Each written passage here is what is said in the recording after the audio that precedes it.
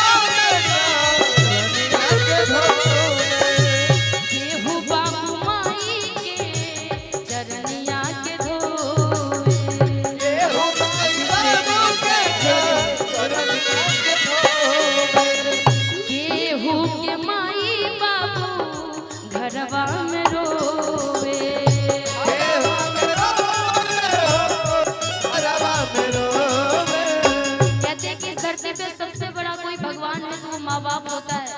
कोई अपने माँ बाप को बड़ा प्यार करता है, उसके चरण को धोता है, उसके चरण को धोए हुए पानी को पीता है।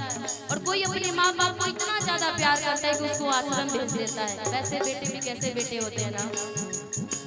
कोई माई बाबू के चरनिया के धोए, कोई माई बाबू के चरनिया के धोए, कोई के माई बाबू घरवा में रोवे, कोई के माई बाबू घरवा में रोवे।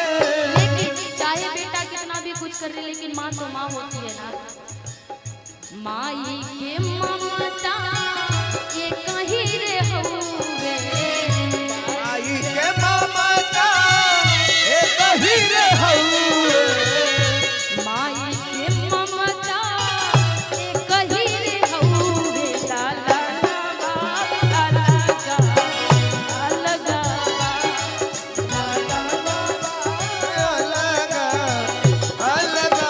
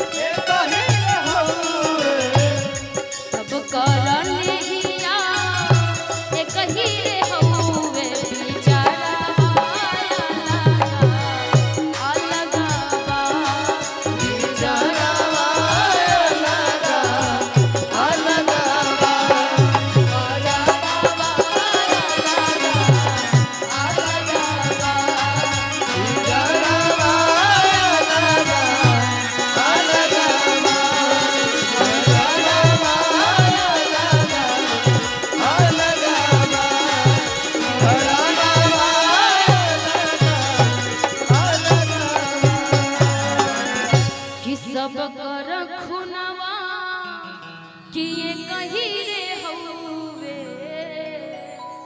कि सब कर खुनवा किए कही रे हउवे धारा मवाया लगा अलगा बा धारा मवाया लगा अलगा बा। जाएंगे मुखिया जी तो है नहीं, क्या बोलना आदेश आगे की दिया जाए किनको?